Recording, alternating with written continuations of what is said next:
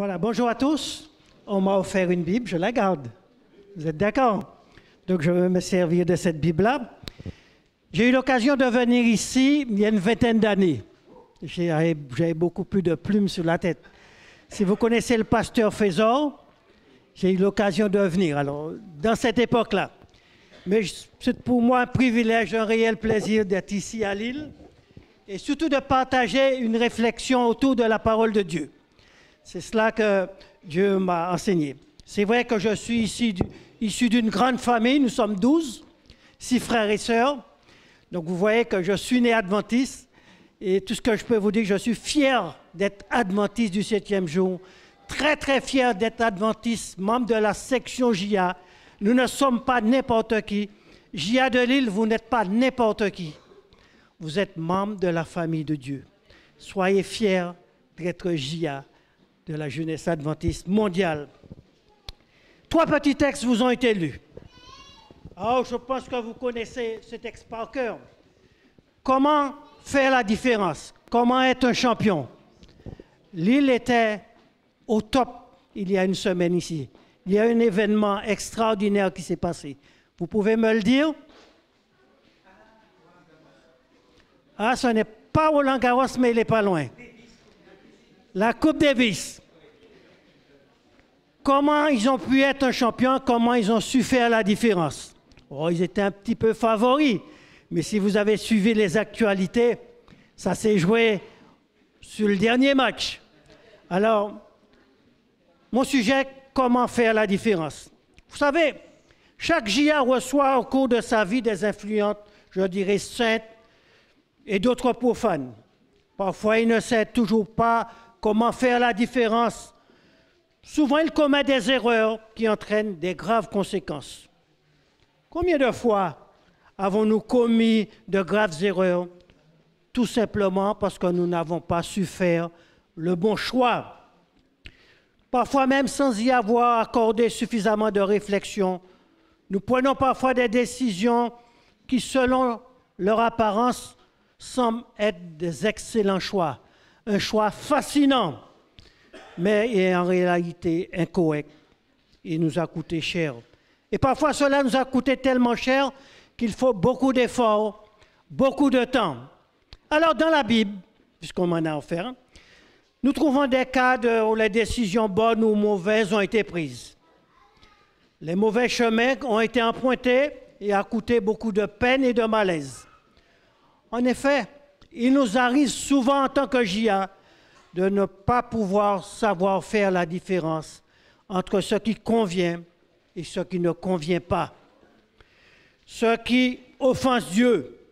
Que chaque jeune ce matin, nous sommes tous jeunes, n'est-ce pas, réfléchisse pour voir les avantages là où la parole de Dieu ne nous l'enseigne pas. Et ce matin, nous allons aborder brièvement certains sujets qui devaient nous ouvrir les yeux, je dirais spirituellement, et voir quelle est la volonté de Dieu, quel chemin choisir, quelle décision prendre, décision que nous aurions à prendre dans notre vie, et les critères chrétiens.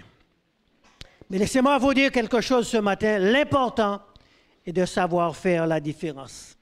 Nous sommes tous d'accord pour dire, lorsque je regarde les belles jeunes filles, les belles filles de cette église de Lille, lorsque nous achetons un article, nous comparons quoi?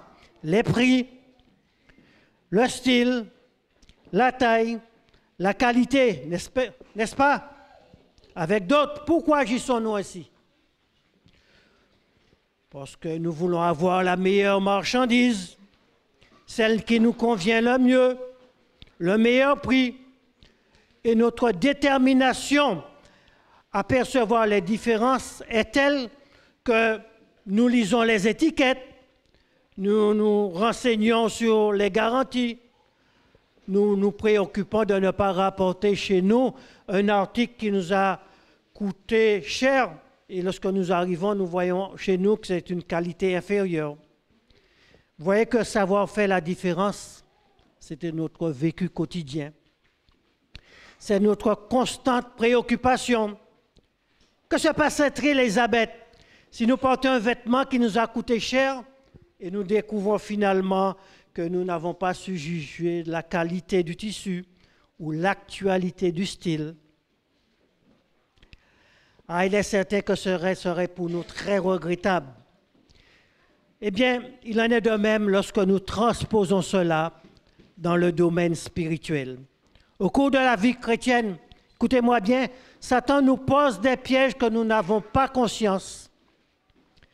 Satan nous incite à mener une vie séculière en nous faisant croire que nous faisons parfois des excellents choix. Nous abandonnons parfois notre communauté des JA pour la remplacer parfois par des salles de cinéma sans nous en rendre compte que tout a été préparé pour nous fourvoyer parce que nous n'avons pas appris à discerner ce qui est bien et ce qui est mal. Et parfois même nous achetons un objet de valeur et la monnaie qu'on nous retourne, elle est fausse. Et pourtant nous croyons avoir fait une bonne affaire. Et la monnaie qu'on nous rend, c'est un objet en fer blanc qui n'a aucune valeur. Nous n'avons pas su voir la différence entre ce qui est pur et ce qui est impur. Et c'est ce que Ésaïe, le prophète Ésaïe, il se lamentait parce que les Juifs de son époque, le peuple d'Israël, n'arrivaient pas à faire la différence entre ce qui est bien et ce qui est mal. Et en ce sens, il poussa Samson à choisir pour compagne une femme païenne d'un peuple philistin. Quand un jeune Jia ne sait pas qu'il fait partie du peuple de Dieu et que Dieu l'a spécialement choisi pour une mission spéciale, il ne se rend pas compte de l'erreur qu'il commet quand il fait le même choix que Samson. Les résultats sont similaires. Nous ne pouvons ou nous ne savons pas faire la différence. Nous ne savons pas faire la différence lorsque nous arrivons autant parfois le samedi matin.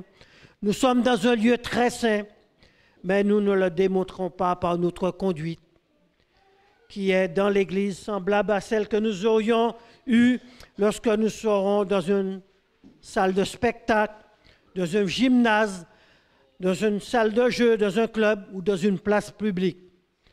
Nous ne savons pas nous conduire devant le roi des rois, le Seigneur des seigneurs, le Saint, le redoutable. Nous ne savons pas qu'en présence de Dieu, notre comportement doit être différent parce que l'endroit est sanctifié par sa présence. Parfois, nous négligeons de faire la différence quand il s'agit de la journée du sabbat, consacrée à Dieu. Alors, quand arrive le sabbat, nous ne sommes pas préparés à recevoir Dieu. À recevoir Dieu, à nous consacrer, à l'adorer pendant les heures qu'il a choisies. Il nous comble de bienfaits et parfois nous refusons de retourner en réalité ce qui lui appartient. Nos talents, parfois nous les partageons avec le monde. Il faut un temps pour tout, c'est vrai. Mais quand nous observons le sabbat, nous reconnaissons l'autorité de Dieu, le pouvoir de Dieu sur ce qu'il demande et requiert. Nous ne savons pas faire la différence avec ce qui appartient à Dieu. Et si en tant que JA, nous n'arrivons pas à faire cette distinction, alors j'ai presque envie de vous dire, ce sera désastreux pour nous. Quand nous observons le sabbat, nous reconnaissons l'autorité et le pouvoir de Dieu. Jeunes gens, jeunes filles, JA de Lille, chers frères et sœurs, chers amis, ne voudriez-vous pas raffiner votre vision spirituelle et reconnaître ce que Dieu demande? C'est ce qui lui appartient. C'est-à-dire une étude approfondie de la parole de Dieu. Reconnaître aujourd'hui que nous ne connaissons pas Dieu. Vous savez, le programme JA, c'est un programme équilibré. Parce que dans ce programme JA, nous étudions la Bible, la parole de Dieu, c'est vrai, mais à travers la nature. Vous aurez des badges de distinction.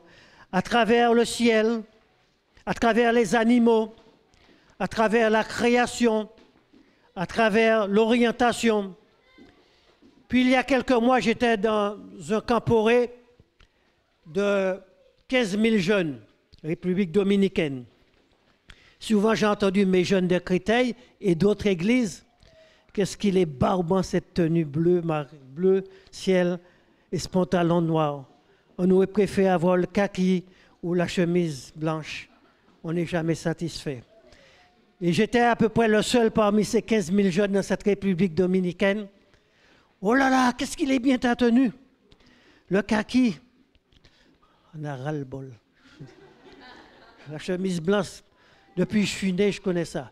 On aurait aimé avoir votre chemise bleue et votre machin. J'étais fier parce qu'en France. Alors vous voyez qu'on n'est jamais satisfait. C'est votre carte d'identité. Lorsque vous venez avec cette tenue JA, c'est votre carte d'identité. Personne ne peut prendre l'avion ici sans son passeport pour aller aux Antilles. Non. La première chose qu'on va vous faire à l'arrêter à la douane ou à la police, votre carte d'identité. Si vous ne l'avez pas, vous ne pouvez pas prendre l'avion ni voyager. La tenue JA, c'est votre carte d'identité, votre passeport. Vous n'êtes pas n'importe qui. Alors que Dieu nous aide à percevoir la différence entre le bien et le mal, entre ce qui est saint et ce qui est profane, ce qui convient et ce qui ne convient pas. Noé a su faire la différence. Moïse a su faire la différence. Abraham a su faire la différence. David a su faire la différence. Ruth a su faire la différence. Vous connaissez d'autres?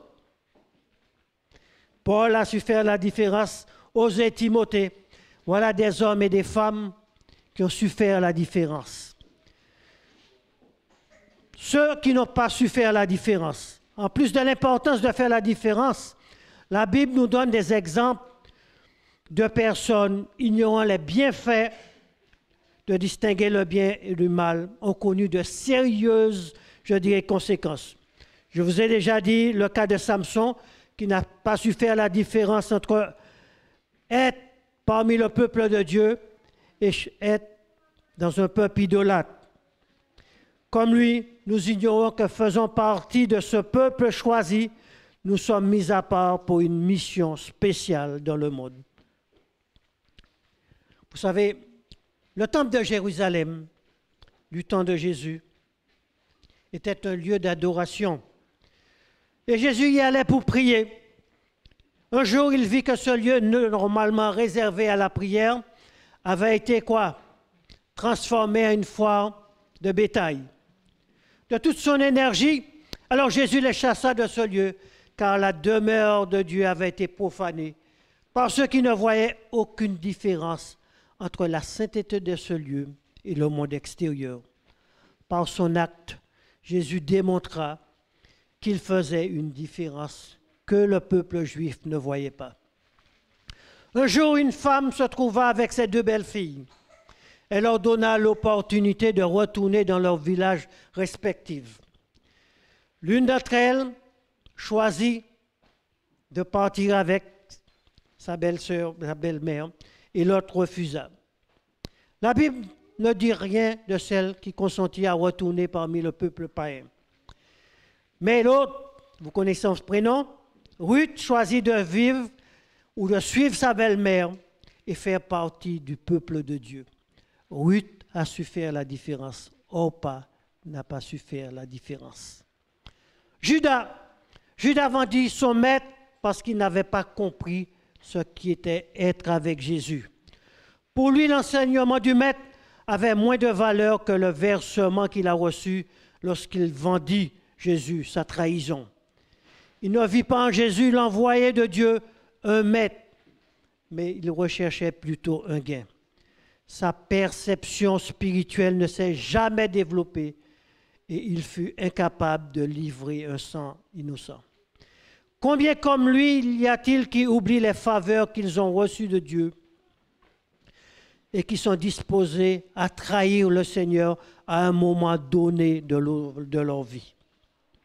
Ésaü vendit sa bénédiction à un moment donné pour quelque chose qui n'avait aucune valeur. Et que parfois, comme il est triste de voir des JA, je l'ai dit avec toute la sincérité du cœur. Comme il est triste de voir des JA qui, avec tant de légèreté, sans y penser à deux fois, n'apprécient pas leur salut, échangent leur sainte vocation de JA avec ce que le monde leur offre. Les choses spirituelles ou les choses éternelles ont pour eux moins de valeur. Ils sont séduits par le diable. Ils se servent de ce que le monde offre. C'est pourquoi, dans nos communautés, il n'est pas difficile de distinguer les Ésaü, les Judas modernes de nos congrégations. Autre personnage qui n'a pas su faire la différence. Akan, comme les autres, avait entendu qu'il ne fallait pas prendre le butin laissé derrière l'ennemi. Cependant, décidant de ne pas tenir compte, il prit des objets qui ont dû être détruits. Alors cet acte déplut au Seigneur et la punition ne se fit pas attendre. Comme lui, nous ne savons pas distinguer ce qui offense Dieu et ce qui le glorifie. Parfois, la musique que nous apportons au culte, nous la trouvons dans les butins que laisse le monde derrière lui. Et parfois, nous l'incorporons au culte à l'Éternel. Nous ne savons pas choisir. En fait, nous choisissons ce qui est contaminé par l'influence corruptrice du péché. C'est pourquoi nous aimons les chants taillés à la mesure du monde. Et nous les chantons même en imitant les expressions des interprètes que le monde glorifie. Nous ne savons pas faire la différence entre le bien et le mal à cause de ce que nous infiltrons dans nos esprits charnels. Et puis nous raisonnons de la manière suivante à justifier nos déviations. Nous ne savons pas faire la différence entre ce qui est mal et ce qu'il faut rejeter. C'est vrai que notre ami Akan gardait avec la meilleure intention, mais Dieu le punit. Nabad et Abihu apportaient un feu étranger que Dieu ne leur avait pas ordonné d'utiliser.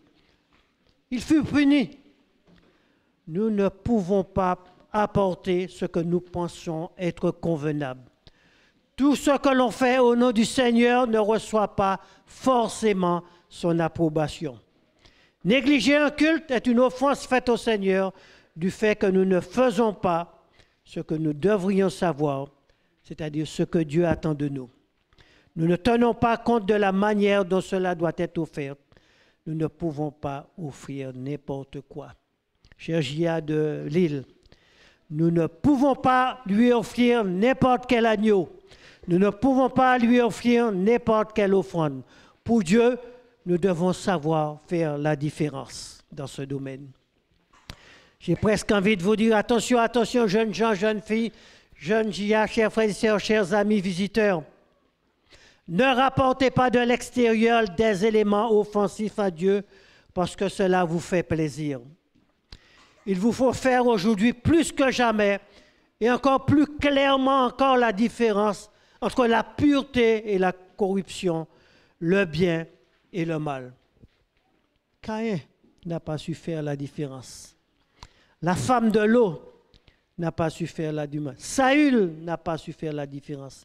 Balaam n'a pas su faire la différence. Judas n'a pas su faire la différence. Ananias, Saphira, le roi Hérode, le peuple d'Israël, lorsque les espions sont revenus, ils ont espionné. Deux sont restés fidèles, Caleb et Josué. Tout le peuple a dit, non, on n'y va pas. Ils n'ont pas su faire la différence entre eux. Alors, de combien d'actions incorrectes sommes-nous responsables alors que nous pensions ne pas avoir mal agi? À quel point avons-nous fait preuve de négligence dans ce domaine? J'ai une bonne nouvelle pour vous, membres de l'île. Il n'est jamais trop tard. Nous pouvons encore apprendre à mieux agir. Comment parvenir à changer? Vous voulez la solution? Comment parvenir? Cela va vous prendre un peu de temps parce qu'il s'agit maintenant de vivre pour plaire à Dieu et non à nous-mêmes. Vivre par l'Esprit en lui donnant le contrôle de notre nature humaine exige un choix constant, une résolution constante. Nous abandonner réellement au Seigneur doit nous aider à comprendre parfois notre ignorance, parfois notre égoïsme, notre inclination aux choses dans ce monde profane, nous abandonner réellement au Seigneur, il y a un plus. Cela nous fera connaître, ou pour certains d'autres, reconnaître la grandeur de Dieu que nous servons et qui attend de nous un service réfléchi, offert du fond du cœur. Voilà le programme JA. Et quelques instants, nous avons une cérémonie d'engagement. Ce sont des jeunes qui ont su faire la différence. Ils vont s'engager avec Jésus, avec le Saint-Esprit, avec vous, la communauté de l'île, avec l'Église mondiale. Ouais. Ils vont prendre la décision, ils vont prendre la résolution, ce choix avec Jésus. Vous allez entendre ce qu'ils vont vous dire. Donc, Dieu attend de chaque JA un service réfléchi, mais offert du fond du cœur. Que Dieu nous garde, que Dieu nous bénisse. Amen.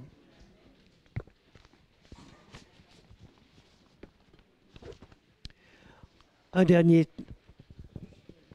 texte qui était dans ma médication, c'est le psaume 89, verset 16. Heureux le JA qui entend ou qui connaît le son de la trompette, il marche à la clarté de sa face. Voilà. Amen.